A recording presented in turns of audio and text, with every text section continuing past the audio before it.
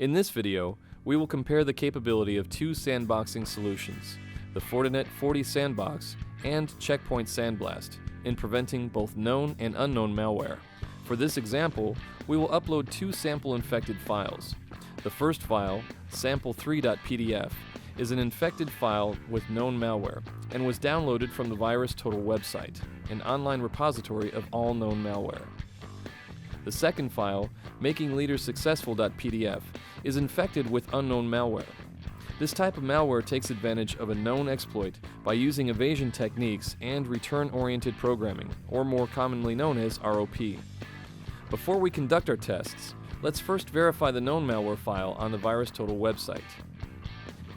As we can see, the results show 31 out of 55 engines find this file malicious.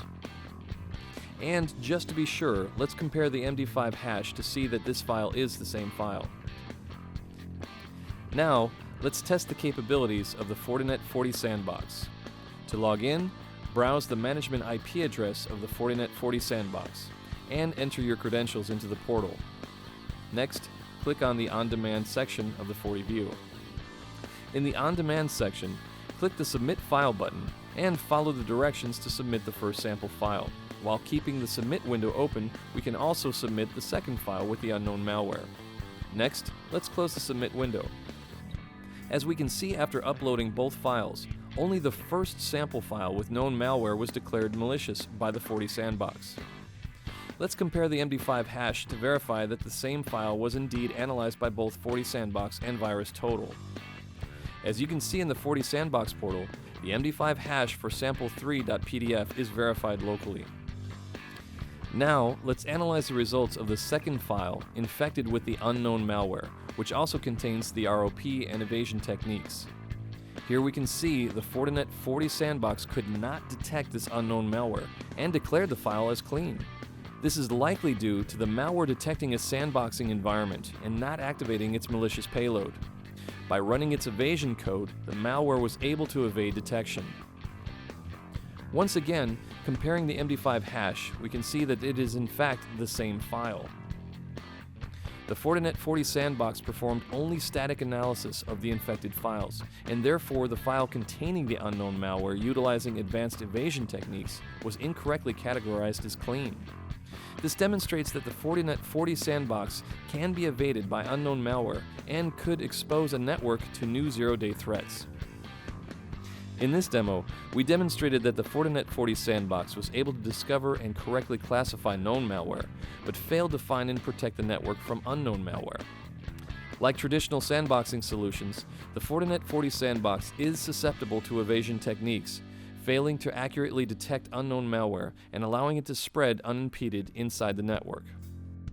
Let's see how Checkpoint SandBlast solution handles these files. First, we verify the security policy and make sure that threat emulation is activated. And we are using the local SandBlast appliance to perform the emulation. Our protection mode is set to prevent. Now, let's download the file with the known malware, the same file we used in the earlier test, the sample3.pdf. We see SandBlast immediately identified the file as infected and prevented the file from entering the network.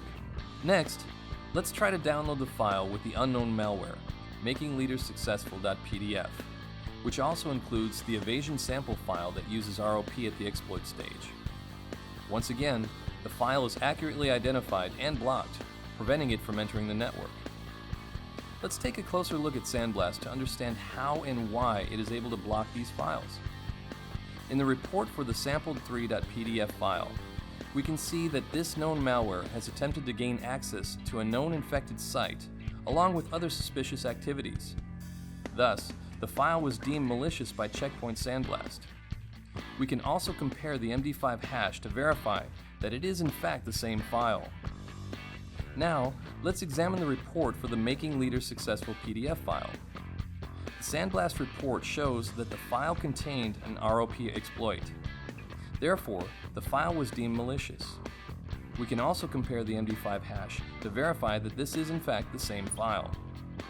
Additionally, we can review the malware operation report and confirm that indeed the file contained the ROP exploit, which was correctly identified by SandBlast's CPU level detection.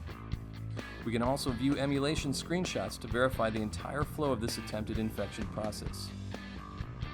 Unlike competing sandboxing solutions, only Checkpoint SandBlast can detect CPU-level exploits to prevent unknown malware, as well as more accurately detect and prevent known malware from infecting networks.